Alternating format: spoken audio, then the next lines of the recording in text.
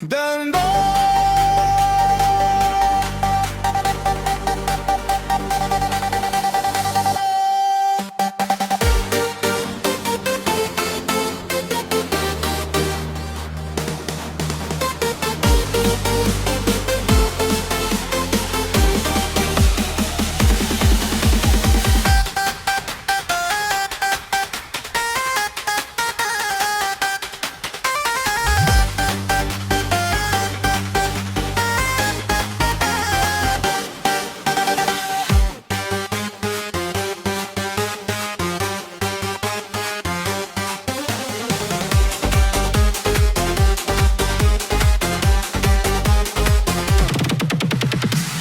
Bu gece yanımda kal, köksüm dolu adımım şal.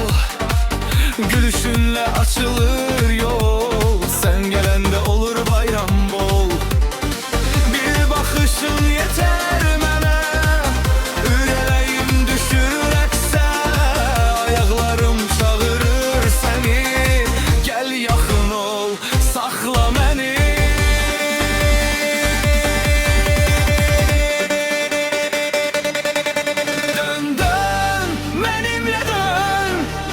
Sesimiz dağa benzer. Dön dön yüreğim sen, bu rəqs gecəni gəzər. Dön dön yanımda kal, bu an bizimdir elbet.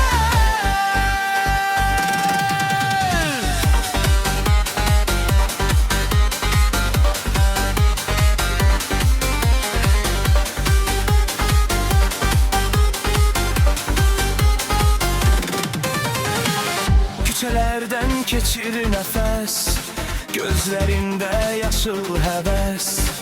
Yanaqların oddan isti, mənim adım dodağımda gizli. Sözlərinlə lolabanır, bu qəlb bir anda çağırır. Ritmimiz bir, yolumuz bir, gəl bu gecə olsun sirr.